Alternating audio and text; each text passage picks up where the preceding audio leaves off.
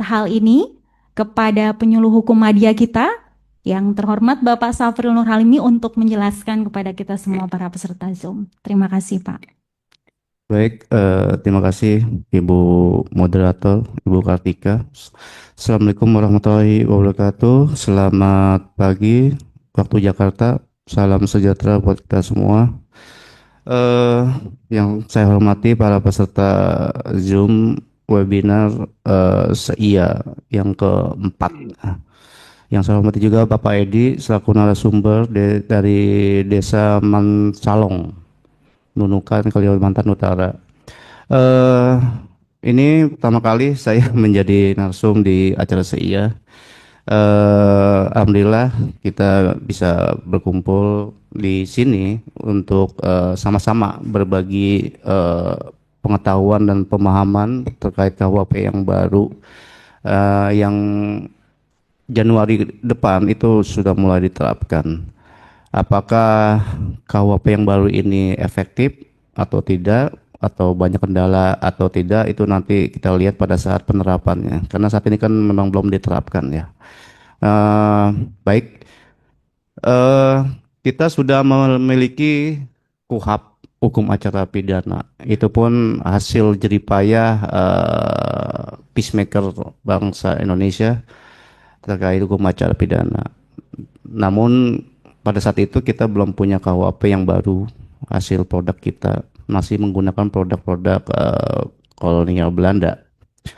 Walaupun kita sudah mereformasi sistem pemerintahan, mereformasi sistem birokrasi, tapi tidak serta-merta kita dibarengi oleh reformasi hukumnya. Dan alhamdulillah dengan segala kendala, segala upaya, akhirnya kita memiliki KUHP yang baru, yang kita sebut Undang-Undang 1 tahun 2023 yang akan dimulai diterapkan di tahun 2026, dimulai di awal Januari. Oke, eh, jadi dengan disahkannya Undang-Undang 1 tahun 2023 yang menggantikan KUHP lama, produk warisan Belanda, maka salah satu tujuan dari adanya KUHP yang baru ini, yang pertama itu untuk menyesuaikan hukum pidana kita dengan perkembangan zaman. Karena banyak permasalahan hukum yang tidak atau sudah tidak sesuai lagi dengan perkembangan zaman, makanya harus disesuaikan dengan kondisi dan keadaan yang ada sekarang ini. Slide berikutnya. Oke. Yang kedua ya, KUHP baru ini itu untuk mengakomodir keadilan yang sifatnya restoratif atau perbaikan, tidak melulu yang sifatnya pemenjaraan. Eh, jadi nanti ke depan banyak kasus pidana yang nantinya akan diselesaikan secara non litigasi, sebisa mungkin non litigasi dengan jalur damai, jadi tidak melulu harus sanksi penjara. Yang ketiga, yang berikutnya, meningkatkan pelindungan hak asasi manusia, karena banyak pasal-pasal yang lama itu yang tidak sesuai lagi dengan kondisi HAM yang ada sekarang, terutama HAM yang sesuai dengan HAM-nya Indonesia ya, bukan HAM-nya versi luar negeri. Yang terakhir itu, yang paling penting, eh, KUHP baru ini mengakomodir keberadaan hukum adat dalam sistem peradilan pidana. Living law yang kita miliki, bahkan hampir di semua daerah wilayah itu memiliki hukum adat yang memiliki apa namanya itu, keunikan, kekhasan di masing-masing wilayah, terutama dalam penyelesaian masalah-masalah di lingkungan adat masing-masing atau di lingkungan wilayah masing-masing. Bapak Ibu peserta webinar, eh, KUHP baru merupakan langkah besar dalam reformasi hukum pidana di Indonesia, menggantikan hukum warisan kolonial Belanda dengan sistem yang lebih sesuai dengan nilai-nilai nasional. Namun, pastinya ada beberapa pasal yang masih banyak temuan, menuai kontroversi jangankan di lapangan ya, pada saat sekarang pun sudah banyak yang bingung. Nggak cuma kita doang yang bingung Pak, bahkan pihak hakim atau jaksa atau lawyer sekalipun mereka juga masih sedikit belum masuk pasal, ada beberapa pasal yang dianggap kontradiktif bagi masing-masing profesi tadi kan, baik hakim, jaksa atau pengacara. Makanya nanti uji petiknya itu pada saat undang-undang ini mulai diterapkan secara resmi di seluruh Republik Indonesia, KUHP baru ini. Yang terakhir, perubahan KUHP lama ke KUHP baru mencerminkan modernisasi hukum pidana yang ada di Indonesia. Jadi kita sudah mereka berapa? 70-80 tahun. Namun kita baru sekarang memiliki KUHP yang baru, dan ini termasuk lama juga karena KUHP kita udah baru tapi KUHP-nya masih KUHP peninggalan Belanda.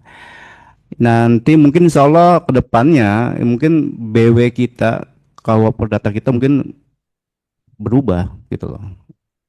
Dan hukum acara perdata kita mungkin juga suatu saat berubah juga, disesuaikan dengan budaya bangsa kita. Karena hukum perdata dan hukum acara perdata yang sekarang pun masih menganut peninggalan kolonial Belanda. Jadi udah memang seharusnya mereform seluruh aturan hukum. Apalagi ini kan pidana, ini kan dasar banget, hukum pidana itu dasarnya banget gitu loh. Jadi kalaupun ada undang-undang yang mengatur hukum pidana di luar KUHP itu kan hanya tambal sulam, Pak. Jadi tidak diatur di KUHP yang lama, makanya lahirlah undang-undang di luar KUHP kayak Undang-Undang Tipikor, Undang-Undang Narkoba gitu kan, Undang-Undang TPPO, TPPU gitu kan. Dan undang-undang yang lainnya lah, termasuk ITE gitu kan. Karena memang KUHP yang lama ini tidak bisa mengakomodir kebutuhan dan tidak kurang mengikuti perkembangan zaman yang ada sekarang gitu loh. Hukum yang dibuat itu selalu tertinggal, Pak, dibandingin dengan kondisi sosial masyarakat. Setiap undang-undang yang diketuk itu udah tertinggal otomatis. Makanya kita akan selalu merevisi undang-undang yang ada. Semua undang-undang pun pasti direvisi karena disesuaikan dengan kebutuhan zaman. Baik, kita masuk ke substansi. Jadi hari ini saya mencoba untuk membawakan dua pasal aja ya terkait judi dan miras. Sesuai dengan yang Bapak Ibu lihat di layar itu, ini saya coba mau menyandingkan dulu ya antara KUHP lama dan KUHP baru yang nanti akan berlaku tahun depan. Eh, Pada dasarnya tidak banyak banget yang berubah ya, hanya menurut saya ini kayak mengadop aja sih redaksinya. Cuman nanti ada pengembangan, ada perluasan, mungkin ada pengurangan terkait hukuman penjara ya. Namun di KUHP baru ini kita lebih banyak mainnya di denda, Pak. Dendanya itu bisa sampai dengan berapa? 50 miliar. 50 miliar. Eh Baik. Dari sesuai dengan tabel di depan itu ada beberapa aspek yaitu miras, judi. Miras yang lama itu nggak mengatur secara spesifik, hanya menyebutkan mabuk di depan atau di tempat umum. Sedangkan KUHP baru itu redaksi ditambahkan mabuk di tempat umum yang mengganggu atau membahayakan orang lain gitu kan, atau mengganggu ketertiban umum. Jadi redaksinya itu diperluas lagi. Eh, untuk fokus miras yang ada di KUHP lama itu hanya sifatnya mengatur ketertiban umum. Namun di KUHP baru ini tidak hanya ketertiban umum, namun keselamatan umum pun diperhatikan oleh KUHP yang baru ini. Terus untuk judi, baik penyelenggara ataupun pemain, memang ada sedikit perubahan dan kita lebih condong main di denda, Pak. Jadi di pasal 303 KUHP lama itu hanya membicarakan hukuman maksimal. Sama seperti pasal 303 bis pun hanya membicarakan pidana, mungkin ada denda juga ya, tapi nggak sebesar pasal yang ada di KUHP baru, yaitu dendanya hingga 500 miliar atau 500 juta. Dan denda yang, tapi memang untuk sanksi itu dikurangin ya. Memang kan saya bilang tadi, perubahan ini kan bisa menambah, bisa tetap, atau merubah redaksi, atau bisa mengurangi gitu. Pasal lama 10 tahun, pasal baru 5 tahun. Itu pun banyak pertanyaan di masyarakat, kok bisa turun gitu loh. Namun dendanya memang kita taikkan 500 miliar. Dan yang terakhir itu, ciri umum KUHP baru itu dibanding KUHP lama. Kalau KUHP lama itu sifatnya kaku, nominalnya nggak berubah. Karena untuk merubah nominal yang ada di KUHP lama itu harus berdasarkan peraturan menteri yang pernah kita keluarkan peraturan itu terkait denda. Lagi zamannya Pak Yasona kalau nggak salah deh, Menteri Hukum, Menteri Kehakiman ya waktu itu. Dan sedangkan ciri umum KUHP yang baru itu pidananya proporsional, karena kita lebih banyak membahas masalah kategori denda dan lebih adaptif dengan perkembangan zaman dan lebih responsif terkait penyelesaian yang lebih condong kita menggunakan restoratif dibandingin hanya menggunakan punishment atau penjara saja. Baik, berikutnya kita akan bahas pasal miras, atau saya kasih judul nih, temanya orang mabuk lah ya. Karena memang di pasal 424 ayat 1, pasal 424 KUHP yang baru ini, kita lebih, yang lama pun sama sih. Jadi KUHP lama dan KUHP baru itu sebenarnya tidak terlalu banyak redaksi yang berubah. Cuman perubahan tuh dari sisi sanksi, penyelesaian, dan sisi dendanya saja. Nah, di sini ada beberapa aspek pengaturan terkait pasal miras ini, yaitu penyedia miras ke orang yang sudah mabuk. Itu sama, nggak jauh beda, penjara maksimal 1 tahun, namun dendanya ini memang ditingkatkan menjadi senilai 10 juta lah, atau kategori 2. Dan untuk pengaturan penyedia miras untuk anak di bawah umur, yang di bawah umur itu kalau menurut undang-undang yang lama itu di bawah 16 tahun. Kalau yang undang-undang baru itu dewasa itu 18 tahun ke atas. Ada perubahan dari sisi usia ya, karena disesuaikan dengan pada saat itu memang 16 tahun itu dianggap dewasa, tapi sekarang ke sini minimal 18 tahun. Kita juga itu juga mengacu juga pada undang-undang perkawinan ya. Usia itu kan berubah dari undang-undang perkawinan zaman dulu usianya 16 tahun, sekarang dinaikkan jadi sekitar 19 tahun ditambah usianya. Eh Sama, jadi pihak yang pasal 300 ayat 1 angka 2 itu kalau saya bacakan, pihak yang sengaja membuat mabuk orang atau anak di bawah umur 16 tahun, penjaranya 1 tahun.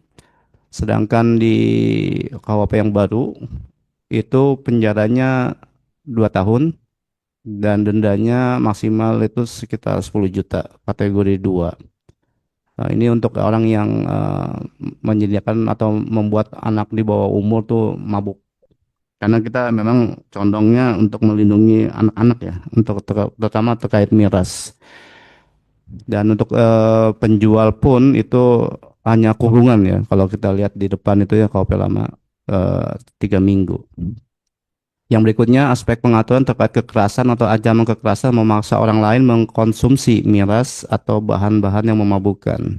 Di pasal 300 KUHP lama itu ancaman pidananya maksimal 1 tahun, sedangkan di KUHP yang baru diatur di pasal 424 ayat 3 itu pidananya menambah jadi kurang lebih 3 tahun, dan denda maksimal kategori 3 sekitar 50 juta. Ini jika memaksa dengan kekerasan atau ancaman kekerasan. Jadi kasus ini kan banyak terjadi di lingkungan anak muda ya, biasanya anak sekolah gitu. Banyak orang yang dicekokin minuman keras, itu bisa dikenakan sanksi pada pasal ini. Yang berikutnya, aspek pengaturannya yang mengakibatkan luka berat atau matinya orang lain. Nah, ini dia. Kalau di KUHP lama itu pidana penjaranya 7 tahun. Namun di KUHP baru itu pidananya turun jadi 5 tahun. Nah, itu enggak kita semua lihat dulu filosofinya kenapa nih si pembuat undang-undang ini menurunkan nilai hukumannya. Namun untuk dendanya memang lumayan fantastis, sekitar 200 juta maksimal dendanya. Sedangkan untuk perbuatan yang mengakibatkan kematian orang lain akibat minuman keras ini ya sama turun. Di KUP lama itu sekitar 9 tahun, di KUP baru ini hanya 7 tahun penjara. Berikutnya pencabutan dalam melaksanakan pekerjaan atau profesi itu redaksinya itu memang tidak jauh berbeda ya, sama mirip. Terus yang terakhir itu mabuk di tempat umum dan mengganggu ketertiban umum itu nggak jauh beda juga, cuman dari sisi sisi sanksi pidana dendanya itu memang meningkat. Terus redaksinya itu diperluas lagi Pak.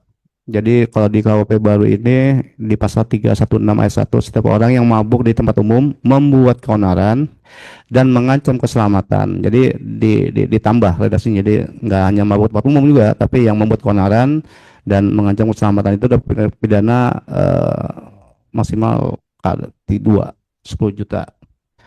Eh, jadi pengaturan ini memang diharapkan menjadikan efek jera menurut undang-undang yang baru ya. Karena dengan sanksi seberat ini orang pasti berpikir kan.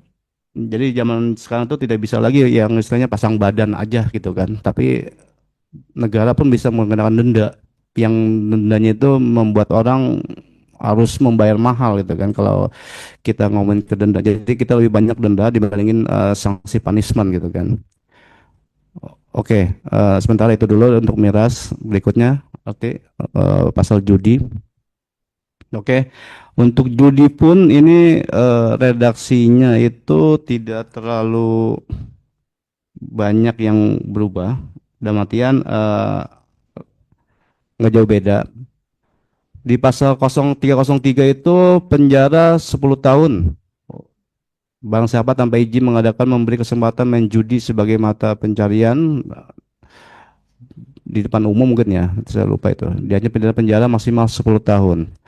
Nah, di pasal yang baru itu penjara justru turun 9 tahun. Namun dendanya itu naik menjadi 2 miliar. Mirip redaksinya siapa-siapa aja itu mirip. Jadi menjadikan peserta pada permainan judi sebagai pencarian sama, menawarkan melakukan dalam menjalankan pencarian sama. Sama-sama ada sanksi pencabutan profesi kayak bandar atau tempat-tempat perjudian yang tanpa izin terutama ya. Setelah berikutnya di pasal 303 bis KUHP lama itu pidana 4 tahun barang siapa menggunakan kesempatan main judi yang diadakan dengan melanggar ketentuan pasal 303 di atas. Yang kedua, barang siapa ikut serta main judi di jalan umum atau di pinggir jalan umum atau di tempat yang dikunjungi umum, jadi tempat terbuka bukan tempat tertutup gitu kan. Nah itu bisa dikenakan dengan sanksi pasal 303 bis, terutama tidak ada izin dari penguasa yang berwenang yang telah memberi izin untuk mengadakan perjudian. Di ayat 2-nya pasal yang 303 bis, jika ketika melakukan pelanggaran belum lewat 2 tahun, nah ini residivis ya. Dalam artian sanksi pidananya bisa ditambah menjadi 6 tahun. Untuk pasal yang baru sama hanya mengatur di 2 pasal juga, pasal 426 dan pasal 427 terkait judi. Pasal 427 KUHP baru, setiap orang yang menggunakan kesempatan menjudi yang diadakan tanpa izin itu sama seperti yang di 303 bis ya. Cuman beda sanksi aja dan denda. Jadi dapat pidana penjara maksimal 3 tahun dan denda maksimal 50 juta. Nah, di penjelasan pasal 426 ini ada redaksi yang menyatakan izin itu apa sih yang dimaksud izin itu kan? Izin adalah izin yang ditetapkan atau dikeluarkan oleh pemerintah dengan memperhatikan hukum yang hidup di dalam masyarakat. Jadi Eh, Kalau kita sandingkan, jadi gini, pasal judi dan miras ini kan pasal lama, Pak. Ini perbuatan yang udah ada sejak zaman dahulu kala ya, zaman kerajaan sudah ada nih kegiatan judi dan miras hingga saat ini. Nah, izin yang dimaksud ini kan izin ini kan tetap disesuaikan dengan kondisi adat di wilayah kita. Karena semalam saya sempat berbicara dengan Pak Edi, ternyata memang di sana itu nanti Pak Edi bisa menambahkan. Di sana itu judi dan miras ini kadang-kadang sering digunakan ketika diadakan pesta di daerah atau acara pemakaman lah katanya kalau ada yang meninggal gitu kan karena mengundang tamu makanya disediakan lah kadang-kadang disediakan tapi tidak semua seperti itu ya hanya mungkin yang muslim tidak menerapkan hal-hal seperti itu tapi memang ada makanya di KUHP baru ini ada kata-kata izin dengan memperhatikan hukum yang hidup di dalam masyarakat. Jadi hukum adat yang sudah ada itu gimana caranya nih supaya tidak terjadi. Jadi kita mengakomodir dengan adanya hukum adat, hukum living law, hukum kebiasaan yang ada di sana di masing-masing tempat itu. Namun regulasi ini kan mengatur, mengarahkan dan membatasi. Eh, jadi tidak serta merta ditutup. Dalam artian eh, kalau eh, melampaui ketentuan KUHP itu bisa dikenakan sanksi berdasarkan KUHP. Minum, kayak tadi pasal minum, miras, sorry. Miras ketika contohnya ketika saya minum miras, minumnya di kamar saya, mungkin nggak masalah. Nggak ada sanksi yang dikenakan di pasal miras tadi. Namun ketika saya minum, saya keluar, membuat onar, bikin gaduh, mengganggu ketertiban, itu baru masuk pasal itu ke saya gitu. Jadi beda sama narkoba ya. Narkoba itu mau pakai di tempat tertutup, mau pakai di kamar itu narkoba pasti ditangkap. Beda sama miras. Tadi pasal yang udah saya bacakan terkait miras itu hanya orang-orang yang pasca minum mabuk membuat onar. Nah itu. Jadi pasal ketertiban umum itulah yang lebih dilindungi berdasarkan KUHP yang baru ini. Eh, Nanti kita bisa sharing masalah kasus judi ataupun miras dan gimana sih penyelesaiannya di masing-masing tempat di masing-masing desa gitu kan. Baik, berikutnya. Jadi setiap perbuatan itu pasti ada dampak.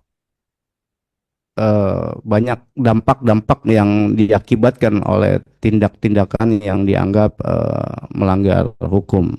Dalam artian akan menjadi gangguan ketertiban umum ke depannya. Yang pertama itu dampak judi apa sih gitu kan. Ini saya coba browsing aja di Google. Ternyata dampak judi itu ya standar sih Pak, umum sifatnya, menghancurkan finansial, menyebabkan kemiskinan, merusak kesehatan mental, hancurnya hubungan keluarga, tingkat perceraian meningkat, gitu kan, sosial masyarakatnya ya terganggu akibat kegiatan judi, gitu kan. Pastinya gagal judi itu tingkat kriminalitas meningkat, gitu kan. Berikutnya perilaku judi yang kalau kalah pasti apalagi kalau kalah judi itu pasti agresif gitu kan. Dan dampak-dampak sosial yang lainnya yang pastinya nggak bakal bagus untuk lingkungan kita sedangkan dampak miras itu pastinya berkontribusi pada terjadinya tindak kriminal karena orang kalau udah mabuk gitu kan pasti pola pikir gitu kan udah akal sehatnya udah hilang gitu kan. Iya, bahkan bilang miras itu sumber kejahatan kan. Banyak kasus di TV-TV yang kita saksikan tuh gak akibat miras atau narkoba lah. Itu orang bisa begal, bahkan bisa ngebunuh karena kan kondisi yang tidak stabil dalam artian nge-fly atau apalah. Karena kondisi mabuk itu akal sehat itu tidak bisa dipakai gitu kan. Jadi nyali atau keberanian meningkat, tapi keberanian untuk hal yang buruk ya. Dan itu pastinya mengganggu ketertiban umum juga sih. Secara psikologis pun, kenapa Mbak? Habis ya. Oke. Oke, sekali lagi. Tanggung. Eh, Langkah-langkah apa sih yang harus kita bisa lakukan untuk memerangi judi dan miras terutama ya? Yaitu peningkatan kesadaran dan pendidikan atau edukasi kepada lingkungan, terutama generasi muda untuk menjauhi dua hal inilah. Yang kedua, regulasi dan pembatasan, terutama terkait miras, agar tidak menjual kepada anak-anak muda gitu kan. Terus perlunya kewaspadaan dari masyarakat, lingkungan untuk menjaga lingkungan dan anak-anak kita lah. Inilah peran masyarakat dan keluarga. Penegakan